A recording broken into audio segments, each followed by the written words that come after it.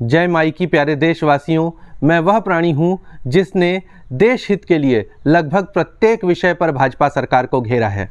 मैंने कृषि विधेयक, डिमोनेटाइजेशन, आर्थिक वैषम्य, बेरोजगारिता, छात्रों की समस्या, महंगाई और अग्निवीर योजना इत्यादि कई विषयों पर सरकार की कड़ी आलोचना की है और आगे भी करता रहूँगा। लेकिन इतने दिनों में और इन कुंठित, कुत्सित, कलुषित लोगों को देख करके, इनकी दुर्भावना देख करके एक बात मैंने अवश्य ही समझ ली है कि घर में यदि चूहे ज़्यादा हो जाए ना तो दवाई का छिड़काव कीजिए, सांपों को नहीं पाल लिया जाता है।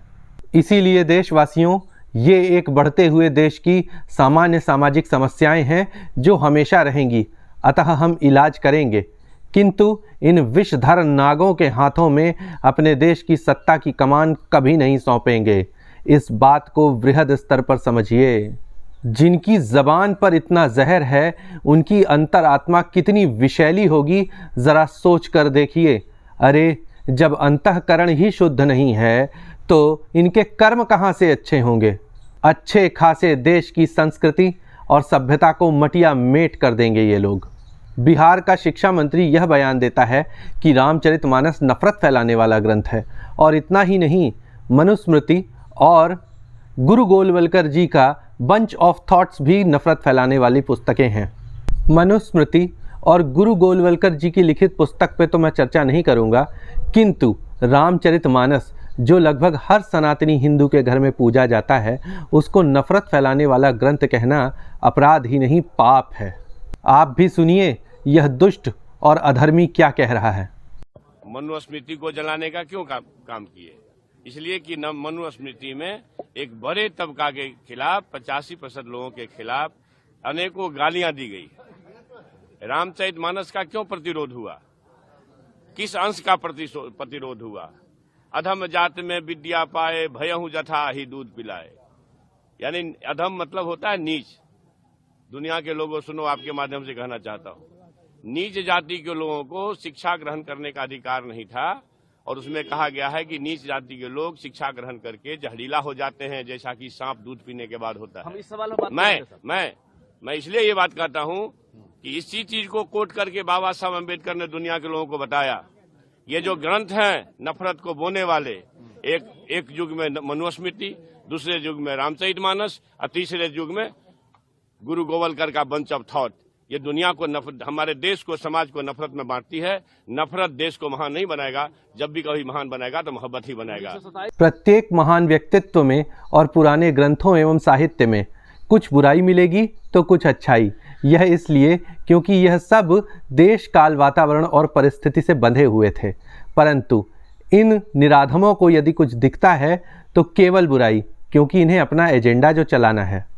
वही तुलसीदास जी कवितावली में देश, काल, वातावरण और परिस्थिति को त्यागते हुए प्रगतिवादी चिंतन करते हुए जब लिखते हैं कि धूत कहो अवधूत कहो, रजपूत कहो जोल्हा कहो कऊ, काहू की बेटी सो बेटा न ब्याहब, काहू की जाति उजार न सोऊ, तुलसी सरनाम गुलाम है राम को जाको रचे सो कहे कछुओ, मांग के खइबो मसीत के सोइबो, लेबो एक न देबे को दो। तो इस पर ये कुंठित, कुत्सित, कलुषित मानसिकता के लोग चिंतन नहीं करते, क्योंकि यह इनके एजेंडे में फिट नहीं बैठता।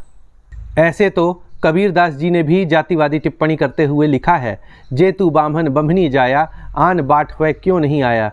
परंतु आने वाले समय में कबीरदास जी के व्यक्तित्व और चिंतन में भी एक वृहत्ता और व्यापकता देखी गई और बदलाव देखा गया, और वे भी आने वाले समय में सामाजिक चिंतन के स्तर पर ज़्यादा परिपक्व हुए।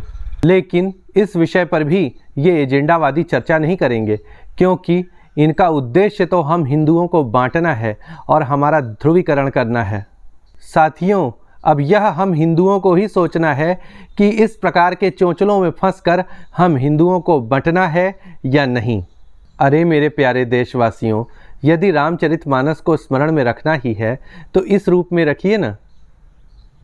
तात स्वर्ग अपवर्ग सुख, धैर्य तुला एक अंग, तूल न ताहि सकल मिली, जो सुख लब सत संग।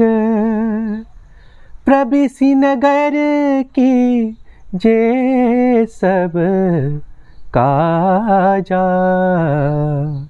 हृदय राखी कौशलपुर राजा। सत्संग में रहकर अच्छे आचरण सीखिए। इन जैसे कुंठित, कुत्सित, विषैले, ईर्ष्यालु, घृणा करने वाले लोगों से या नागों से ईर्ष्या करना, घृणा करना या कुआचरण या दुराचरण मत सीखिए। एक बात और, मुझे कांग्रेस से भी कोई समस्या नहीं है, बल्कि मैं तो कांग्रेस और भाजपा दोनों से ही बराबर जुड़ाव रखने वाला व्यक्ति हूँ। किंतु कांग्रेस भी अब वो पुरानी राष्ट्रवादी कांग्रेस नहीं बची, बल्कि वह अपने मार्ग से भटक चुकी है।